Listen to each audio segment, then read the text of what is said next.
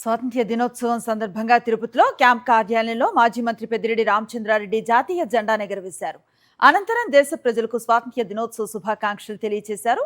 దేశం అన్ని రంగాల్లో మరింత అభివృద్ధిని సాధించాలని ఆకాంక్షించిన ఆయన ఆంధ్రప్రదేశ్లో డిఎస్సి నియామకాలు, నిరుద్యోగ వృత్తి, ఉపాధ్యాయుల పరిస్థితిపై రాష్ట్ర ప్రభుత్వాన్ని విమర్శించారు. నిరుద్యోగులు తమ హక్కుల కోసం ఉద్యమించాలని పిలుపునిచ్చారు.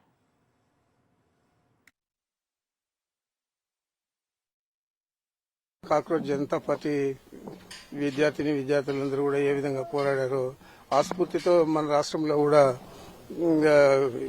డిఎస్సిలో ఉద్యోగాలు కోల్పోయిన వారు, బాగా పరీక్షలు రాసి కూడా సెలెక్ట్ కాని వారు, అదేవిధంగా గతంలో రొమ్ముజించుకొని టీచర్లంతా కూడా చంద్రబాబు నాయుడుకు మద్దతు ఇచ్చి వైఎస్ఆర్ కాంగ్రెస్ పార్టీని ఓడిస్తామని చెప్పి ఓడించి చంద్రబాబు నాయుడుని గెలిపించారు.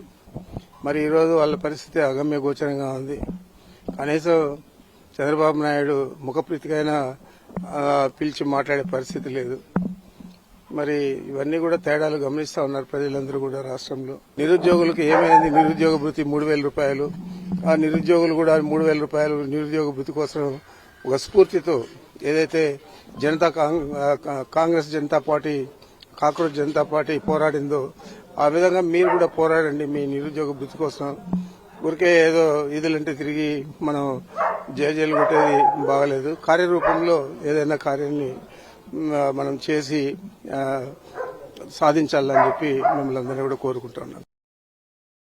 మరిన్ని అప్డేట్స్ కోసం ఛానల్ ను సబ్స్క్రైబ్ చేయండి. నోటిఫికేషన్స్ కోసం బెల్ ఐకాన్ పై క్లిక్ చేయండి.